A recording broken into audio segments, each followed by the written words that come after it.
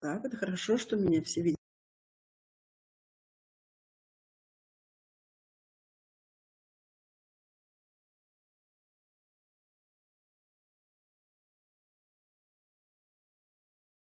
Встреча наша должна начаться, поэтому я приветствую всех, кто присоединился к нашей встрече. У нас сегодня мы работаем в рамках консультативного часа Центра консультации родителей, и я рада вас приветствовать. И те люди, которые зарегистрировались, слава богу, все здоровы. Другое дело, вот у нас должно быть значительно больше сегодня на консультативном часе, но такие сегодняшние реалии, что... Вот, к нам еще подключились. Ой, куда-то опять исчез. Попозже подключится. Ну, наверное, мне нужно просто представить человека, или он сам представится? Сам представится, да? Так, вот мы сегодня, значит, хорошо, что я уже не одна. Мы сегодня будем говорить о том, как организуется обучение, электронное обучение, обучение с применением дистанционных образовательных технологий. Час этот консультативный у нас предназначен для родителей, и я думаю, надеюсь, что основная аудитория – это уважаемые родители, которым интересно, как решаются вопросы в школе, как это нужно делать дома. Самое главное, как организовать обучение в семье, когда школа или когда школьники переходят на электронное обучение и на применение дистанционных образовательных технологий. Так, ну мы сейчас, наверное, меня отключат, и другой специалист подключится. Извините, пожалуйста, представьтесь, пожалуйста.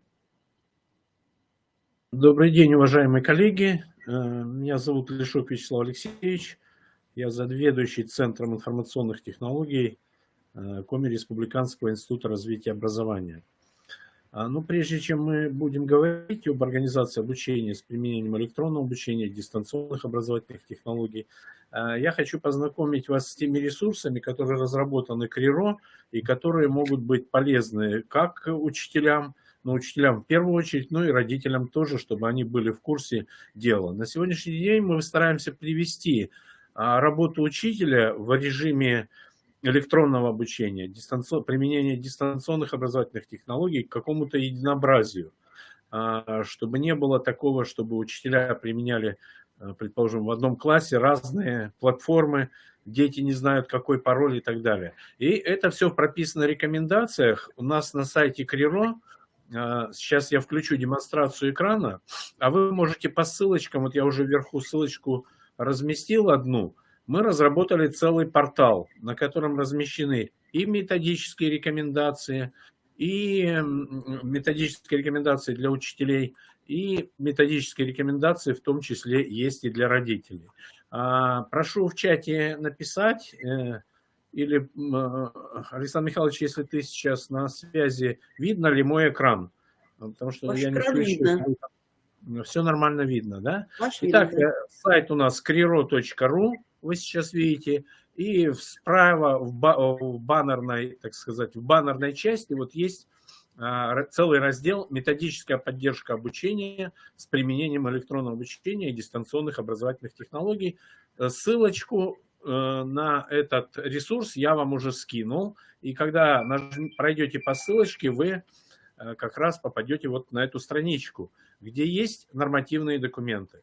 Ну, здесь все приказы, касающиеся организации обучения с применением дистанционных образовательных технологий, нас в большей степени вот будут интересовать методические рекомендации.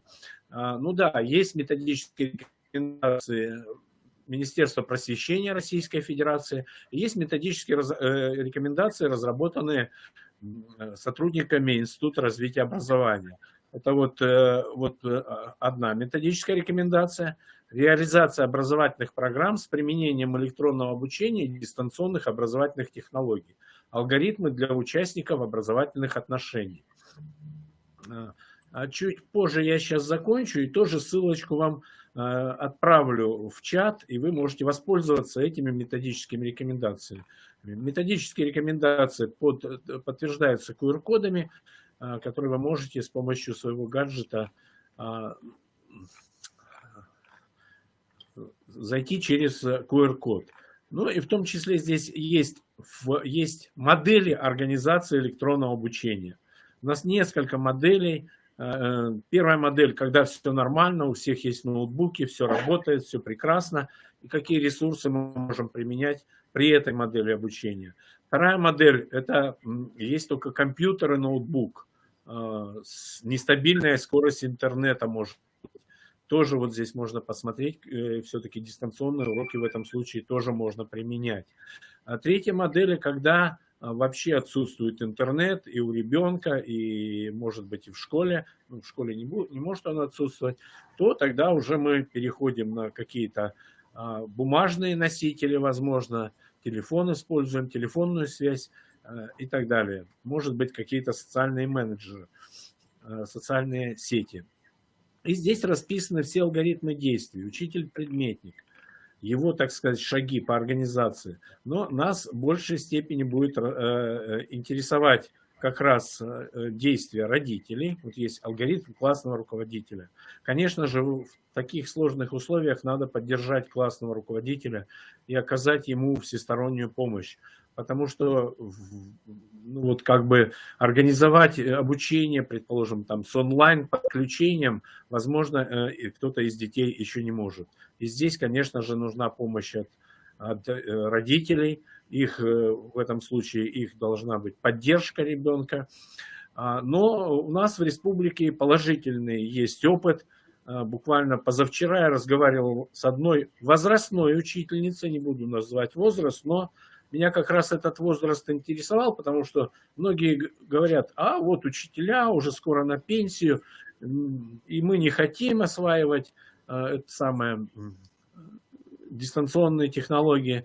Так вот, она с первоклассниками проводит как раз уроки онлайн, и как бы все нормально организовано. Она говорит, было бы желание. Итак, алгоритм действия классного руководителя, и вот рекомендации есть для родителей. Рекомендации для родителей, в том числе можно будет их посмотреть. И еще одна методичка, это методические рекомендации, реализация образовательных программ с применением электронного обучения, дистанционных образовательных технологий. Алгоритмы, инструкции, практики. Ну, она основывается примерно на предыдущей методичке, только здесь еще более все подробно расписано. Вот эти методички могут использовать также и родители. Здесь многие моменты, они будут полезны как бы для всех. Еще мне хотелось бы отметить следующее. Сейчас поступает много жалоб, в том числе Министерства образования Республики Коми, от родителей, что так не организовано, это не организовано.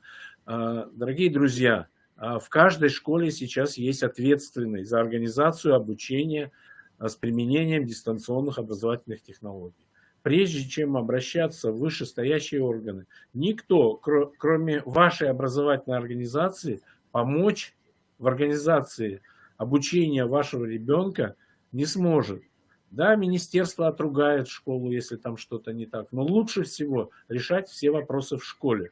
В школе есть ответственные люди за организацию этого обучения. В школе у вас есть классный руководитель. И если что-то не получается, что-то идет не так, что-то идет не по плану или не по алгоритму, который приведен в наших методических рекомендациях, вот лучше всего решать вопрос с представителями школы, которые несут ответственность за эту организацию.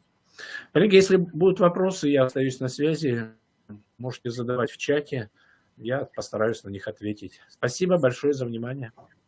Спасибо большое, Вячеслав Алексеевич. Я думаю, что вы ответили на некоторые вопросы наших родителей, которые сегодня участвуют в нашей встрече. Если вопросы будут, я думаю, что как-то родители это обозначат, участники сегодняшней нашей встречи как-то это обозначат. Ну, а мы дальше продолжаем разговор.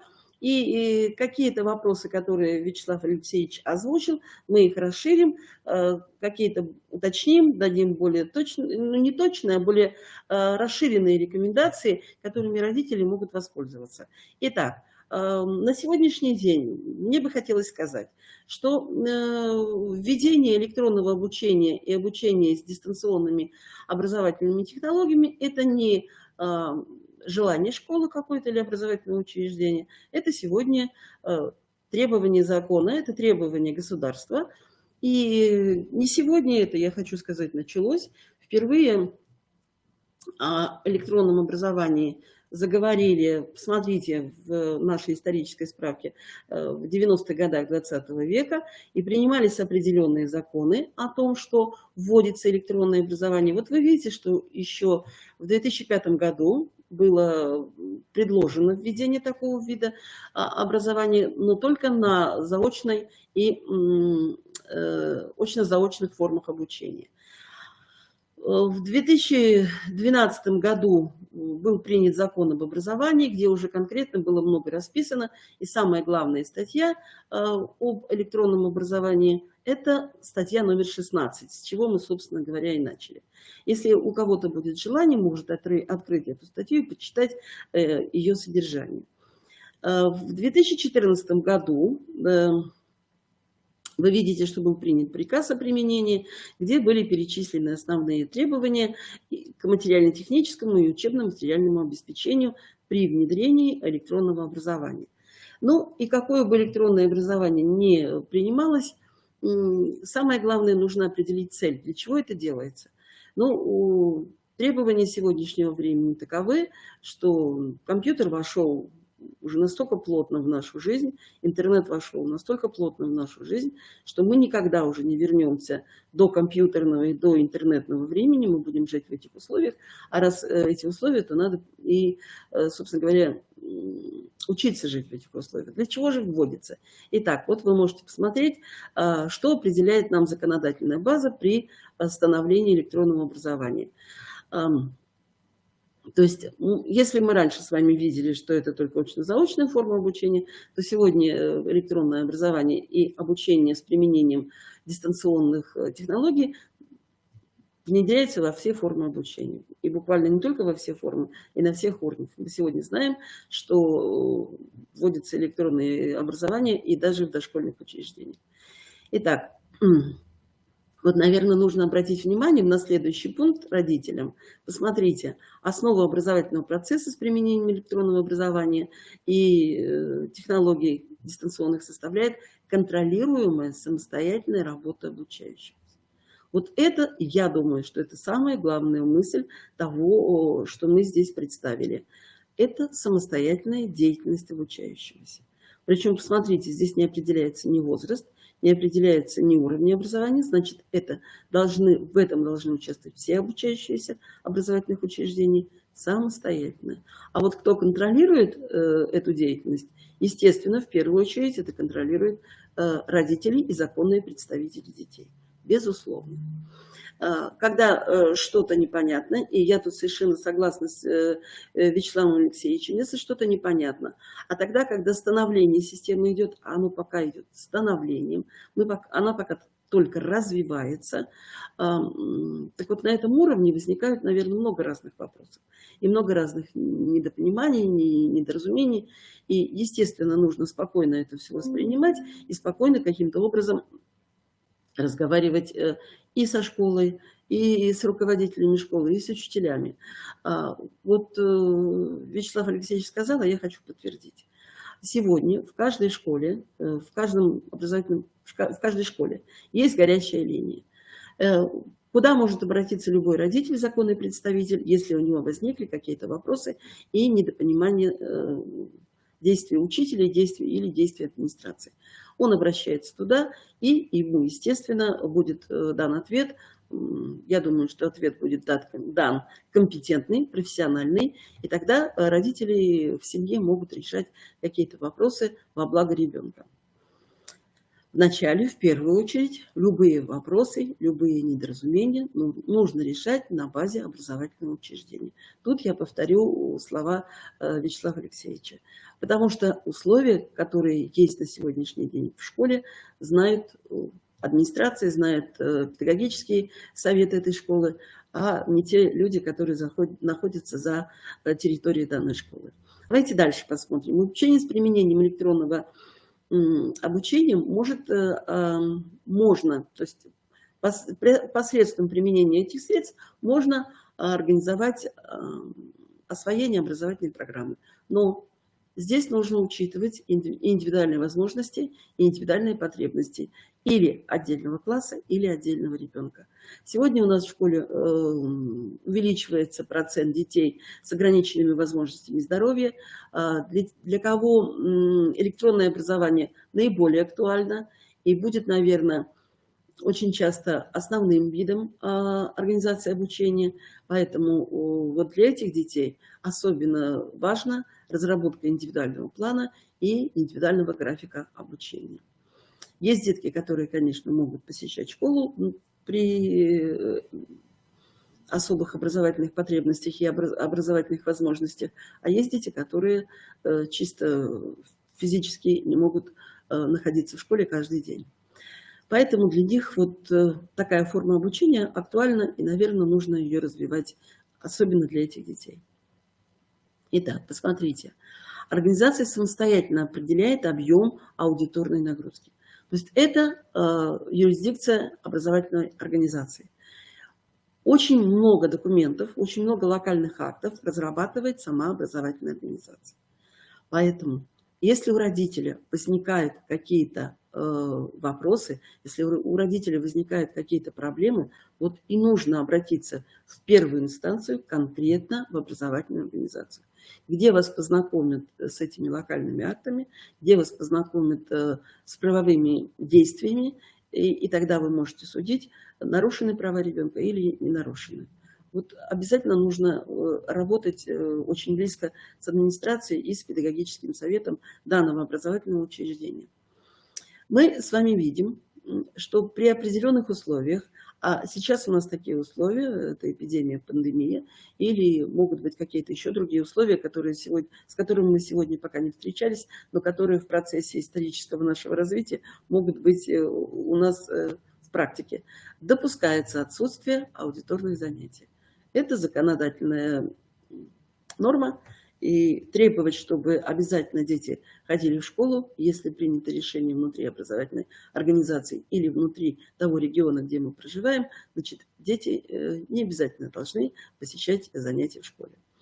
Итак, а вот то, что недопустимо, вот вы можете дальше познакомиться. Что нельзя делать? Недопустимо проведение итоговой промежуточной аттестации с применением электронного обучения или дистанционных образовательных технологий. Так, что нас еще с вами должно интересовать? Ну, сколько бы мы ни говорили об образовании, сколько бы ни говорили об учении, я думаю, что первый пункт, который мы должны все соблюдать, это создание безопасных условий нахождения ребенка в образовательном учреждении. Или, если мы говорим сегодня о дистанционных технологиях, то там, где ребенок находится в этот момент, там тоже должны очень четко соблюдаться правила безопасности и правила охраны здоровья жизни ребенка. Вот я здесь вам привожу два постановления главного санитарного врача. Это санитарные правила, которые были от 29 декабря 2010 года. Мы работали по ним очень долго, почти 10 лет. Сегодня постановлением главного государственного санитарного врача от 28 сентября 2020 года введены новые санитарные эпидемиологические требования. Вот туда входят все санитарные правила и санитарные правила, которые касаются организации. Поэтому будьте очень внимательны, когда вы знакомитесь с санитарными правилами, посмотрите, какого года выпуска эти правила. Если правила 2010 года, то эти правила, практически все там правила, уже неприменимы в нашей практике. Обращайтесь к правилам 2.4.3648.20. Вот эти правила, которые мы должны выполнять. И действие этих правил будет до 2027 года. Дальше, наверное, будут какие-то изменения, будут какие-то вводиться новые правила. Но пока мы ориентируемся на новые санитарные правила, которые уже приняты на государственном уровне. И они мы по ним должны работать с 1 января 2021 года. Вот видите, уже второй год пошел. Но мы к некоторым правилам сегодня обратимся и прочитаем, потому что там есть конкретные требования к тому, как организовывать обучение с применением дистанционных технологий дома. Так, Ну, наверное, очень важно нам, во-первых, разобраться в понятиях, что такое электронное обучение и что такое обучение с применением дистанционных образовательных технологий. Вот видите, левый столбик, правый столбик. Так, вот вы, пожалуйста, можете ознакомиться. Потому что в нашем представлении электронное очень часто электронное обучение, обучение с применением дистанционных образовательных технологий как-то звучит очень похоже, и мы очень часто все это соединяем в одно понятие, хотя это совершенно разные понятия, и не всегда как электронное обучение, так и обучение с применением дистанционных образовательных технологий касается вот компьютера и связи в интернете. Это более широкие понятия, и там разные средства применяются и используются. Так, идем дальше. Вот, пожалуйста, средства обучения, то, что касается электронного обучения, и то, что касается обучения с применением дистанционных технологий. Вот видите, если вы сейчас внимательно прочитаете, то, наверное, вас несколько удивит. Особенно, посмотрите, дистанционные средства обучения. Это могут быть и бумажные книги, это могут быть книги и на бумажных носителях, это могут быть средства, которые мы применяем с вами, такие как флеш-карты. Вот представьте, что Вячеслав Алексеевич говорил, что есть на сегодняшний день у нас 4 уровня или 4 формы организации электронного обучения. Когда, собственно говоря, есть и интернет, есть и хорошая техника, которую можно использовать, а есть у нас пока еще отдаленные школы, сельские малокомплектные школы, там и интернет очень сложный. И, естественно, не в каждой семье не в каждой там семье сегодня есть компьютер или планшет. Вот там можно использовать другие средства, а особенно даже бумажные и даже такие средства, как флеш-карты. Можно использовать телефон, но только для связи родителя с учителем или ученика с учителем. Не как образовательные средства. Мы это с вами увидим. Конкретно санитарные нормы правила запрещают использование мобильных средств связи для включения в образовательный процесс. Так. Я хочу сейчас некоторые документы конкретно вам прочитать. И смотрите, то, что касается введения электронного обучения, электронного образования и обучения с применением дистанционных технологий в документах и правительственных, и в поручении президента от января 2019 года, где он дает поручение разработать систему и внедрять систему в образовательный процесс. Эти процессы все идут. И Вячеслав Алексеевич вас познакомил, что методические рекомендации для всех участников образовательного процесса, для педагогов, для администрации, для родителей и для обучающихся, они разработаны. Вы можете выйти на сайт Министерства образования и КЛИРО и найти эти методические рекомендации и с ними познакомиться. Наша цель сегодняшней встречи поговорить с родителями, что они могут делать, что они обязаны делать при организации этого процесса. Ну, первое, что я хочу все-таки, самое главное, это здоровье ребенка, самое главное, это охрана здоровья и жизни ребенка, поэтому есть обязательные санитарные требования для организации обучения в домашних условиях. Разрешите, я зачитаю, чтобы я буду указывать когда и норму, статью, и то, что вы можете. Тут я вынуждена почитать. В режиме онлайн-обучения в семье, в домашних условиях следует использовать персональный компьютер или ноутбук. И расстояние до точки Wi-Fi, до рабочего места обучающегося должно быть не менее 5 метров. Использование на занятии более 2 электронных средств для одного пользователя, а именно персонального компьютера и планшета или ноутбука и планшета, не допускается. То есть если у вас ребенок работает в условиях электронного образования с использованием вот этих электронных средств, нужно помнить, что он должен работать только за одним электронным средством. Так, не допускается использовать смартфоны для образовательных целей чтения, поиска информации. Я уже об этом говорила. У нас очень часто дети пользуются смартфоном для того, чтобы найти там информацию, ответить на вопрос, который задал педагог или учитель. Это вот я сама попадала в эту ситуацию со студентами. Задаешь студентам вопрос, они тут же, они не пытаются даже каким-то образом применить свои интеллектуальные способности, а сразу открывает смартфон. Так вот мы видим с вами, что санитарные нормы это делать запрещают. Ноутбук следует размещать только на твердой ровной поверхности. Использовать ноутбук обучающимся начальных классов возможно при наличии дополнительной клавиатуры. То есть если у вас дома существует вот связь электронная только в виде ноутбука, значит для ребенка вы должны приобрести клавиатуру.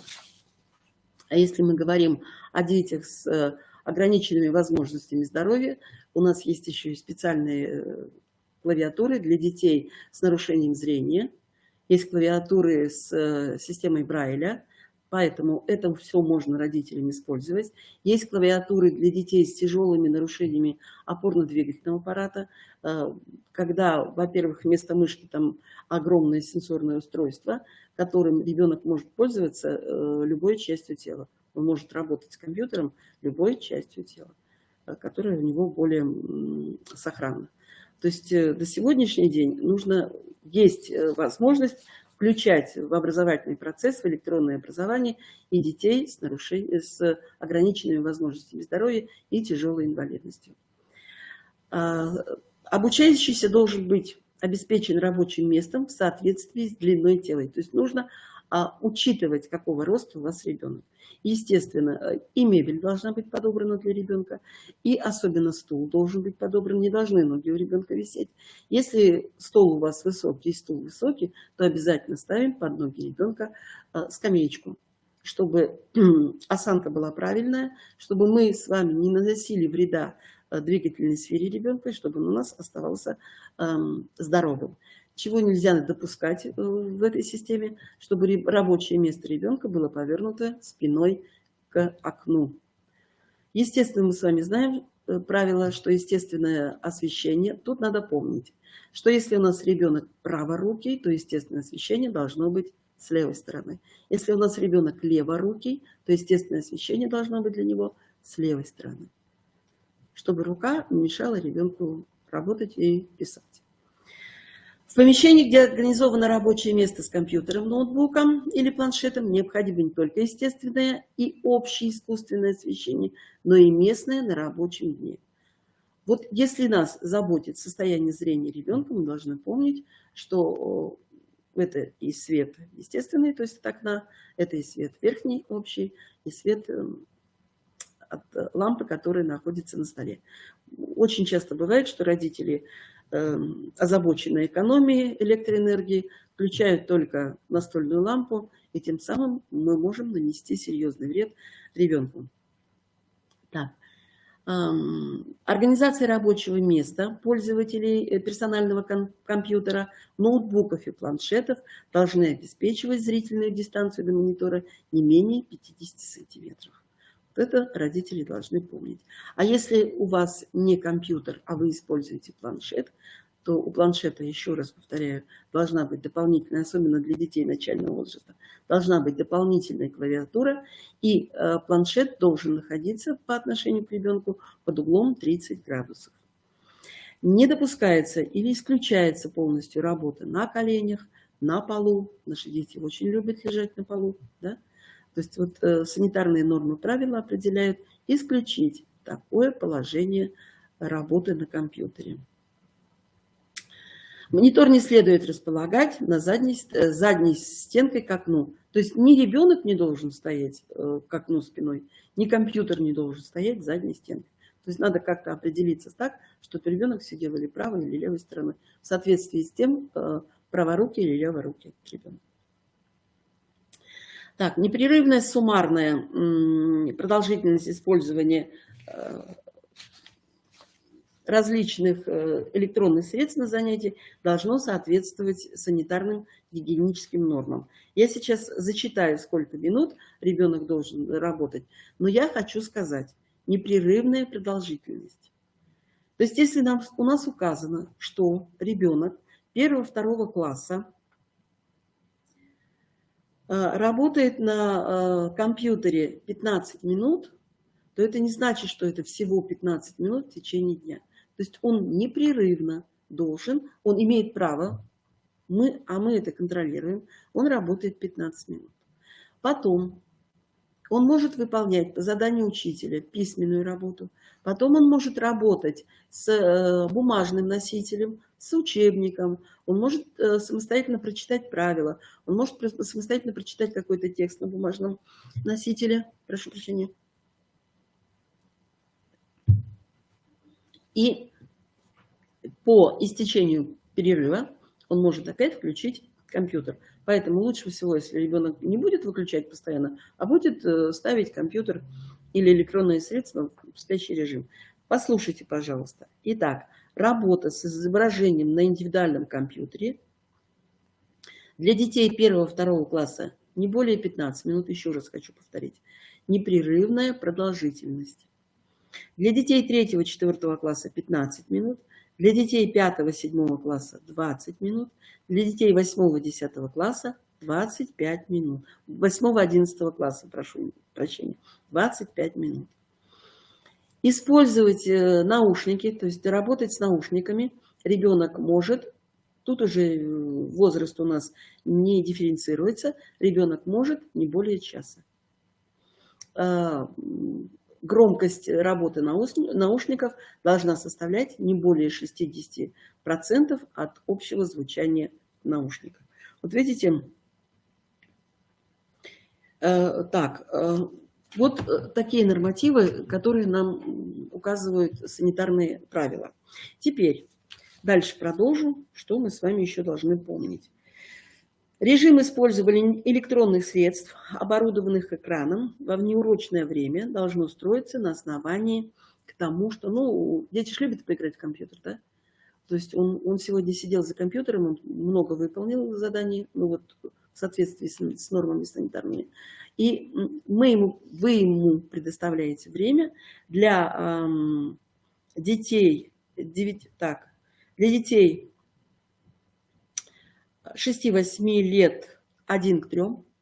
Если у нас он отработал на компьютере суммарно час, значит играми, досуговой деятельностью он может заниматься не более 20 минут. Если это дети 9-15 лет, то это 1 к 2. Если дети 15 и старше, то это должно быть 1 к 1. Если он работал час, то он может и в досуговой деятельности использовать компьютерную технику тоже час. При использовании электронного оборудования, после того, как ребенок отзанимался, обязательно нужно провести санитарную обработку клавиатуры, мышки и того места, за которым ребенок сидел. Перед началом занятий каждый час работы помещения, в котором проводится занятие, следует проветривать не менее 15 минут с учетом погодно-климатических условий. И присутствие детей при условии сквозняка не допускается. Вот, наверное, все правила, которые можно обозначить, которые нам предписывают санитарные нормы. Я еще хочу сказать, есть несколько рекомендаций, которые нужно обязательно реализовать, когда вы учебный процесс организуете дома. Первое – это обязательно наличие режима дня. Обязательно наличие режима расписания. Расписание занятий вы получите у классного руководителя. Вы расписываете за это расписание о том, что вы ознакомлены, о том, что вы изучили это расписание. И ваша задача контролировать, занятия с ребенком проходят в соответствии с этим расписанием. На всех ли занятиях ребенок присутствовал, во всех ли занятиях он участвовал. Потому что Вячеслав Алексеевич обозначил, что сегодня учителя ведь тоже высказывают свои какие-то недовольства. Вот у меня сестра, она работает учителем, и она говорит, она ведь готовится к каждому занятию, то есть достаточно продолжительное время, нужно много времени, а у нее несколько параллелей. Так вот представьте, сколько времени она из своего времени отдает на подготовку к занятию. При этом она говорит, когда в классе должны участвовать на уроке 15 человек, а участвует 5, то вопрос, конечно, будет к родителям. А остальные-то дети где? Поэтому расписание занятий у вас должно быть. Ребенок должен быть ознакомлен. В первую очередь вы знакомитесь, вы изучаете, вы подписываете это расписание. То есть вы должны четко знать, какие у него сегодня занятия в понедельник, уроки, какие у него уроки во вторник, в среду и так далее. И как эти уроки. Конечно, трудно, я понимаю, что очень сложно семьям, где не один ребенок, но где сегодня у нас много многодетных семей. Ну, вот если мы с вами каким-то образом сориентируемся, что урок ребенок должен быть около компьютера вот какое-то время определенное, и больше он там не должен быть, то, наверное, можно решить эти вопросы. Да, вопросы это решать сложно, но сегодня реалии такие, что это надо делать. Итак, обязательно ребенок должен жить по режиму дня, который соответствует тому режиму, когда он ходит в школу. Если у нас ребенок на дистанционном обучении, как у нас принято говорить, то значит он встает в обычное время, как он делает это тогда, когда он ходит в школу, 6:30, в 7 часов или как это принято. Ребенок должен выполнить все гигиенические процедуры, он должен понимать, что сегодня не дополнительный выходной день, сегодня не дополнительный день каникул, а сегодня такой же рабочий день. Задача взрослого организовать деятельность ребенка таким образом и контролировать, чтобы ребенок выполнял все эти требования. Это не рекомендации, это требования. Ребенка нужно накормить завтраком, он должен поесть, он должен быть. И дальше уже вы, наверное, должны предварительно побеседовать, вы же уходите на работу, вы должны побеседовать с ребенком, напомнить ему, что он выполняет. При работе с детьми с расстройствами аутистического спектра есть такой очень действенный прием, как визуальное расписание. Вот если вы такое визуальное расписание для своего ребенка составите, это будет для него такая действенная подсказка, и он будет от себя отслеживать. Он выполнил все задания по данному предмету, убирает карточку. Вы приходите, и даже не надо спрашивать ребенка, хитрить, может, и будет хитрить, но в конечном итоге вы все равно воспитаете у него и ответственное отношение к тому, чем он занимается, и научите ребенка быть и самостоятельным, и собранным, и активным, и, самое главное, ответственным к тому, чем он занимается. Итак, непременно родители должны обратить внимание, в какой одежде ребенок будет сегодня заниматься дистанционно. Это, конечно, наверное, это понятно, это разумно, что это не будет школьная форма, да? Но это должна быть удобная, но рабочая одежда. Ни в коем случае не пижама, ни в коем случае не шорты, а растянутая домашняя футболка. Ну и, естественно, это не нижнее белье, а это должен быть удобный рабочий костюм, в котором ребенок должен чувствовать себя. Сам костюм должен мобилизовать ребенка. Мы знаем, что у нас дети могут отвлекаться на любые, даже незначительные какие-то знаки, которые уведут его абсолютно от того, чем он должен заниматься. Так, теперь давайте посмотрим права и обязанности участников образовательного процесса. Ну, поскольку сегодня у нас главная аудитория, я надеюсь, это родители, мы и начнем с этих участников образовательного процесса. Итак, права и обязанности тоже, простите, но я буду зачитывать.